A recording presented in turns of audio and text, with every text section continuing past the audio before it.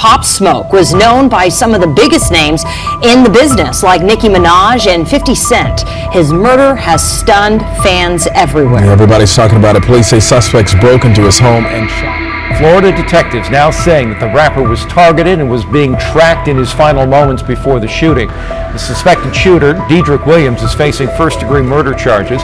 XXX was known to have feuds with several other rappers. He was knocked out on stage, you may recall, at the Observatory in North Park last year. See the cell phone video here. It resulted in an all-out brawl.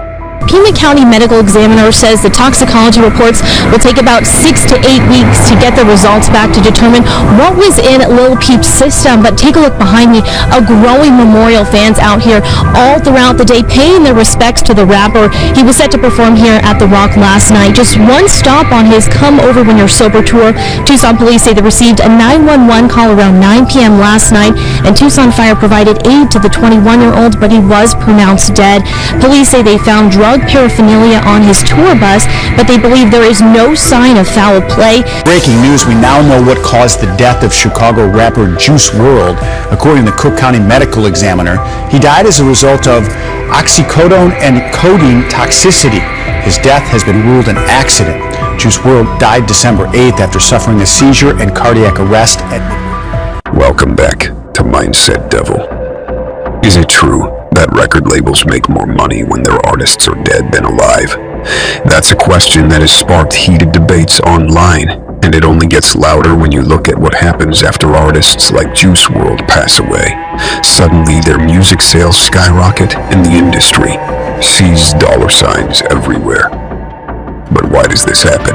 And what does it say about how the music industry treats its stars? Are rap artists more lucrative to their labels dead than alive? And here's a wild question. Are record labels signing certain acts, secretly hoping they'll pass away, just to cash in on their music posthumously as some kind of grim investment strategy? Let's have this discussion. Why do music sales always explode right after an artist's death? There's this undeniable truth. Music legends never die. When artists pass, their music gets consumed on a massive nostalgic scale. Take Juice WRLD, for example. When he tragically passed at just 21, his on-demand streams shot up by a staggering 487%. His hit song Lucid Dreams became the #1 song in digital sales. But here's the twist. Juice wouldn't have made much off that song, even if he were alive. Why? Because the music sample for that track was originally created by Sting over 20 years ago. Juice didn't clear the sample, so Sting came to collect, taking 85% of the song's royalties. And Sting has done this before.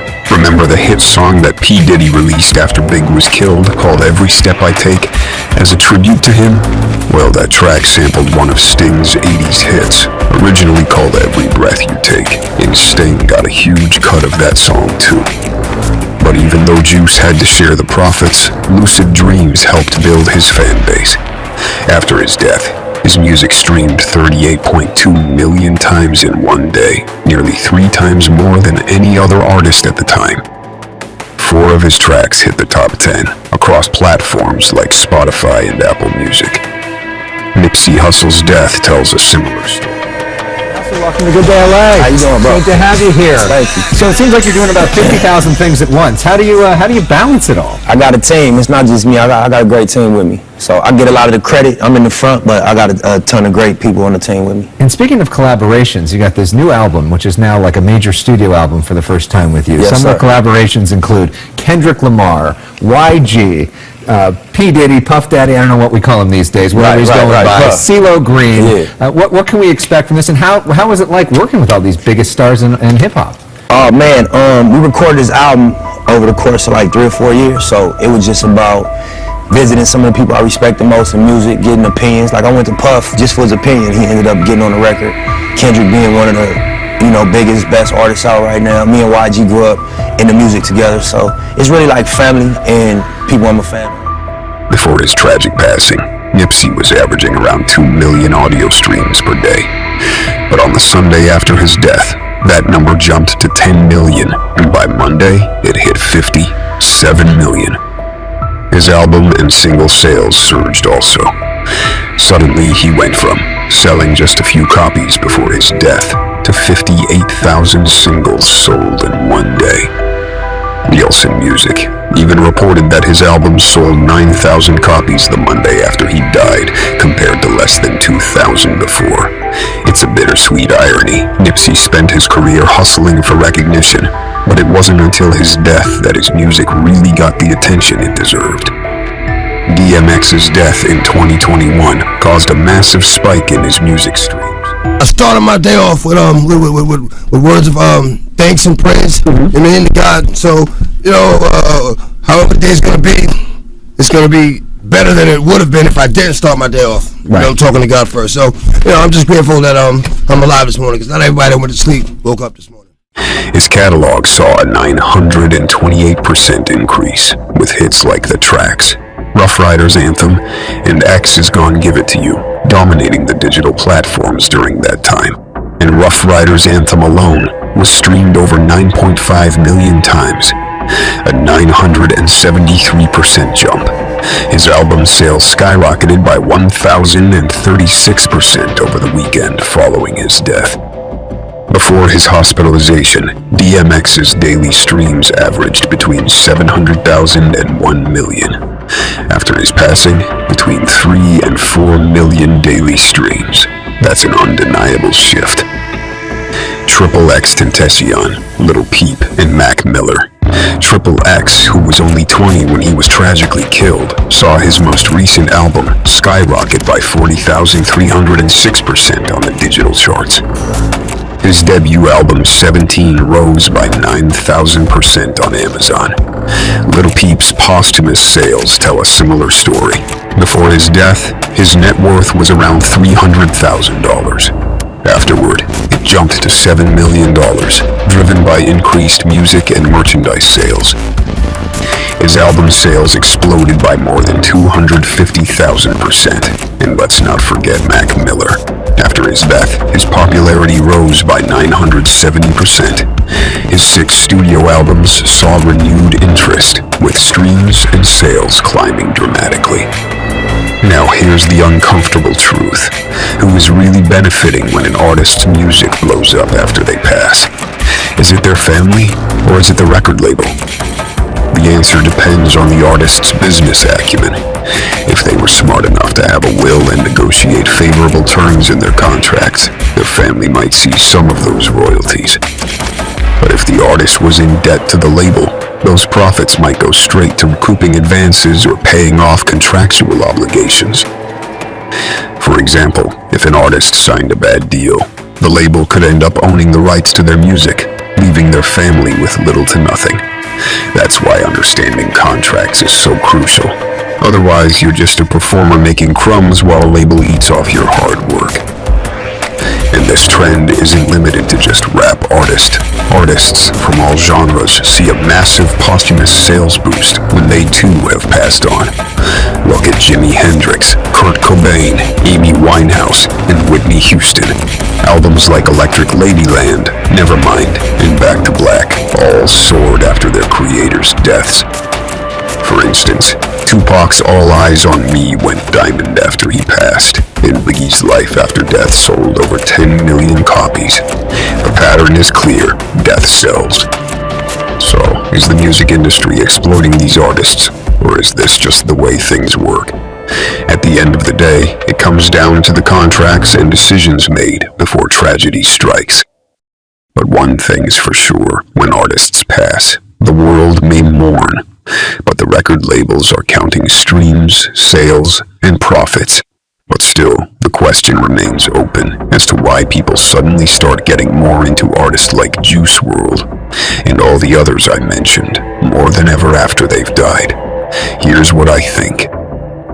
First, it's all about emotion. When an artist dies, especially someone who connected deeply with their audience, fans feel the loss on a personal level. Their music becomes a way to process that grief and keep the artist's memory alive. It's almost like saying, we can't have you here anymore, but your songs, those stay forever. Second, the media plays a massive role. All their coverage puts a spotlight on their work, even for people who may not have paid attention before. Suddenly, everybody's curious. Who was this person, and what exactly made them so special? And speaking of curiosity, non-fans start to explore. Maybe they heard a hit song a few times but never cared enough to dig deeper. Now they're checking out albums, watching interviews, and diving into everything they can to learn more about the artist and what made them great when they were alive. For fans, it's deeper than that. It's nostalgia. Everybody be quiet! Leave it boy! This is in the wine! White wine! Atlanta! I'll be back in the morning. I know that I'm not that important to you, but to me, girl, it's so much more than gorgeous. So much more than perfect. Right now I know that I'm not really worth it. Just give me some time while I work on it. Give me some time while I work on it. Losing your patience, and girl, I don't blame you. The earth's in rotation, you're waiting for me. Look at my face when I fuck on your waist, cause we only have one conversation a week. That's why your friends always hating on me. Fuck them, no, I did this all by myself. Matter of fact, I ain't never asked no one for help, and that's why I don't pick up my phone when you ring. None of my answers is over, little people. They go back to the songs that meant something to them, whether it was a breakup anthem, a summer hit, or just a track that helped them through tough times. Revisiting those songs feels like revisiting a piece of yourself. Now here's the kicker. Streaming platforms know this also, obviously. That's why, the minute an artist passes, their songs start getting added to playlists. As soon as you turn on your computer or phone, they're suddenly front and center on your home screen, making it easier to discover or rediscover them all over again. Almost as if, when an artist we love dies, human beings become like a bunch of little lab rats, as the artist now becomes the Pied Piper. Then there's this idea of rarity. When an artist dies, their work is complete. There won't be any new albums, no surprise singles. That finality makes their existing catalog feel special, like a piece of art that just can't be replicated by anyone else. But it's not just about the music. The culture around the artist changes too. Tupac passed away. No one thought that, but DMX is somewhat of a version of Tupac. So is Ja Rule, somewhat of a version of Tupac. You think that can happen? Nobody's Pac, yo. Nobody's Pac. No one's X neither. Nobody is Pac. Right. Man seen some white people beating up a nigga. Yeah, and he shot him. He shot him. Yes. In Atlanta. All you rap niggas is not Pac. Right. Once he did that, yeah, it's not close. Right. When he pulls his gun out and blasts these niggas, you're not Pac. Don't even go there. And I hold Pac at the highest regard. Because of just, it's so crazy, because when you really get into Pac and listen to his lyrics, I hope I die the way I live, straight thugging. God, straight thugging.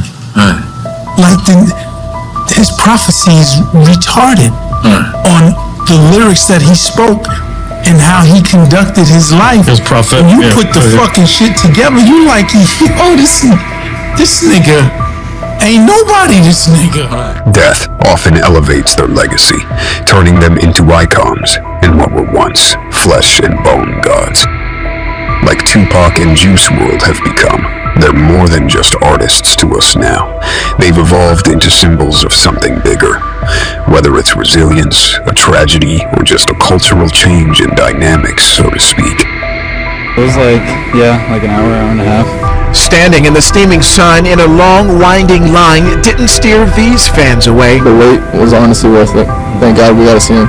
And once inside of the BB&T Center, mourners waited in another line for a chance to walk by the open casket of rapper XXXTentacion. And he still looked the same. He looked good. He was dressed in a jean jacket and tank top. Tank top. Like everyone got a chance to see him and say their final goodbyes. The fan memorial happening 9 days after the rapper was shot and killed in his car right outside of a Deerfield Beach motorcycle shop. Since his death, interest in his music has skyrocketed his songs to the top of the charts. Finally, there's the power of community. Fans come together on social media, at tribute events, or even just in comment sections, all sharing their favorite memories or songs. And that shared experience drives even more people to listen to them, because now it's not just about the music, it's about being part of something.